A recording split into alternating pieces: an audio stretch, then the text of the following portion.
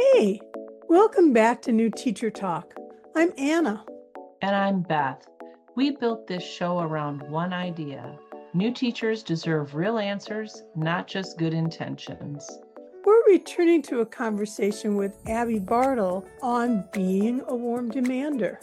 So let's get into it. If you don't address classroom management from the start, you are going to have a very difficult year.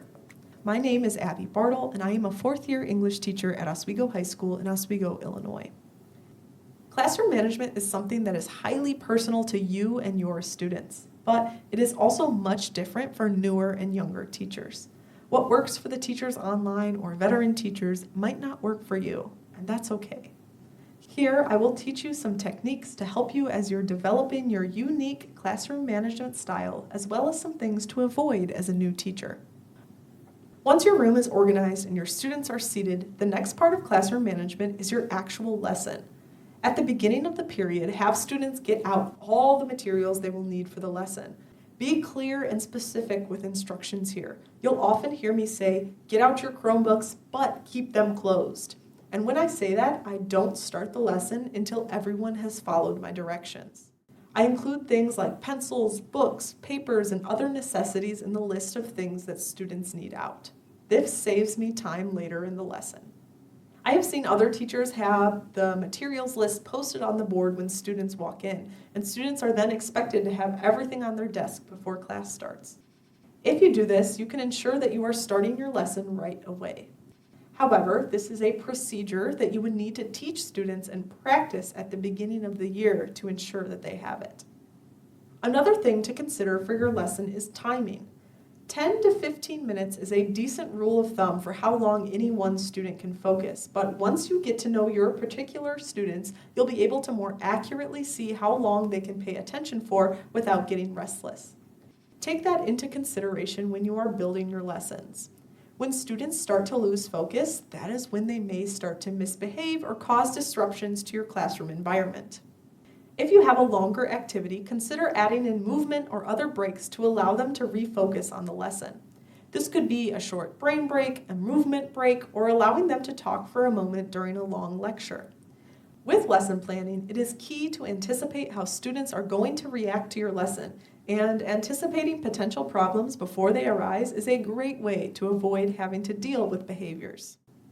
Finally, creating a positive classroom environment is another important aspect of managing your classroom.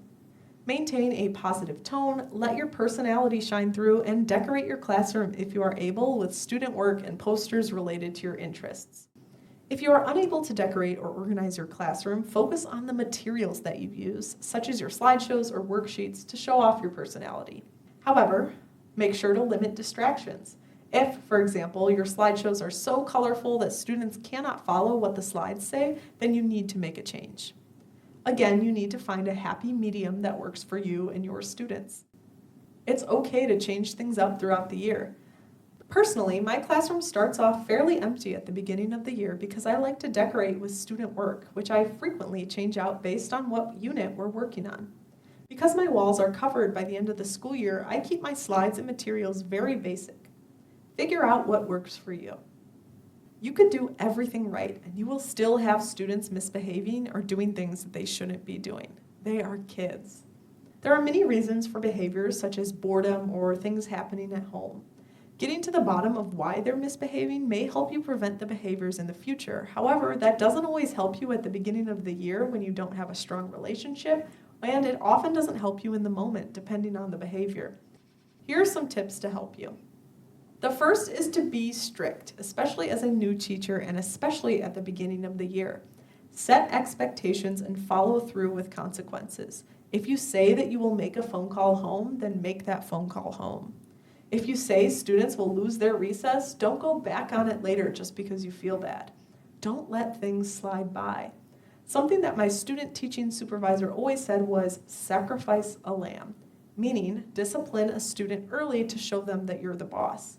It's often hard for new teachers to discipline students or to dole out consequences, but you need to do it to show the students that you mean what you say and they cannot walk all over you. By no means am I telling you to be mean or authoritarian in your classroom. Have rules and procedures that maintain order in your classroom, expect students to follow them, and have consequences when your rules are not followed. That allows your classroom to be a space for learning rather than one in which you are constantly correcting behavior. You should also be praising good behavior. As a high school teacher, I personally don't give out rewards or prizes for good behavior, but for teachers of younger students, this could be something that you consider in your classroom. Extrinsic motivation works really well for younger students, but using it too much can decrease their intrinsic motivation. By the time students reach me in high school, their grades are usually all the extrinsic motivation that they need. But for younger students, they may appreciate a sticker or an extra 10 minutes at recess for following directions. That reinforces the behavior so it happens more often. Also, consider a nice email or phone call home to parents, especially for a student who has had discipline issues in the past. This goes a long way in building a positive relationship with that student, and it shows them that you see them working hard. While I don't offer prizes or rewards, I do praise students who are following directions when others are not. A blanket "thank you to those who are working quietly" can usually get students who are not working quietly to fall in line. All of your students want to make you proud, and if they think they are disappointing you, they will usually get back to what they were supposed to be doing. But, of course, this only works if you have rules and procedures in place and students know that there will be a consequence if they don't follow directions. If they know that you won't do anything, they will keep doing what they want. If a student still does not do what they are supposed to be doing after you've praised the good behavior, that's when you start directly addressing those students. Redirection is a great place to start. Guide the student toward what they're supposed to be doing by restating the expectations.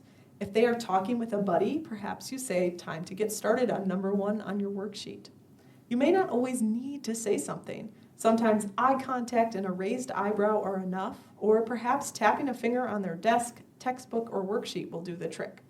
Proximity, or standing near the student, could also be a successful classroom management strategy.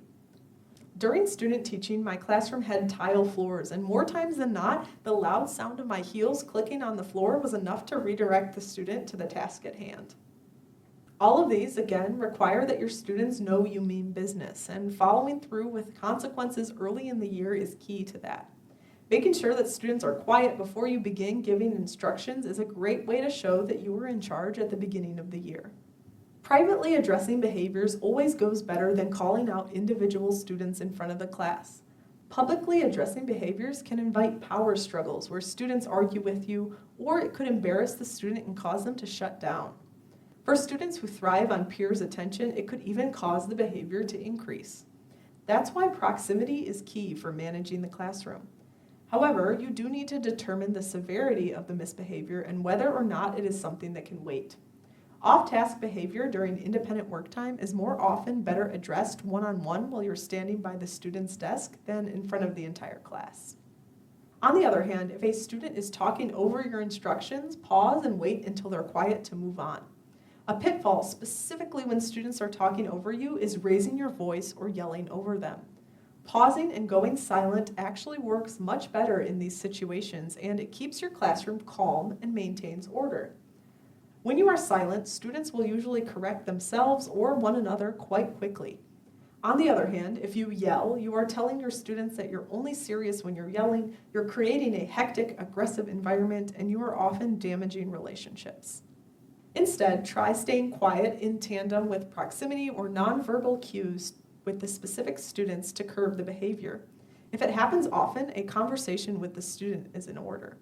With misbehaving students, don't be afraid to get others involved. Ask other teachers if the student behaves the same way for them, ask counselors or other school professionals for assistance, and email home to notify parents or guardians of the behaviors.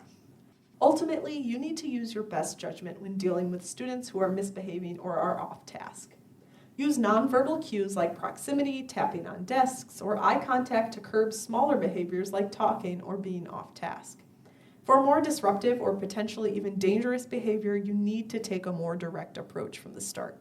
Use conversations with the students to get at the root cause of the misbehaviors to prevent them from happening again in the future. Remaining calm and authoritative is key for managing your classroom and creating an environment where students can learn. Figure out ways to be proactive about classroom management.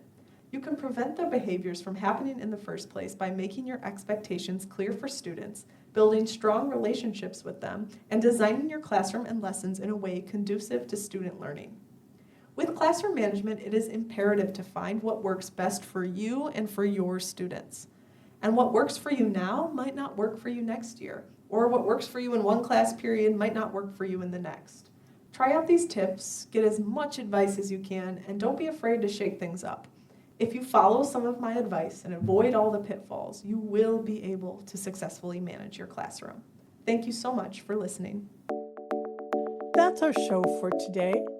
If this conversation gave you something to think about, the best thing you can do is hit subscribe so you don't miss what's next. We've got more new teacher conversations coming all season.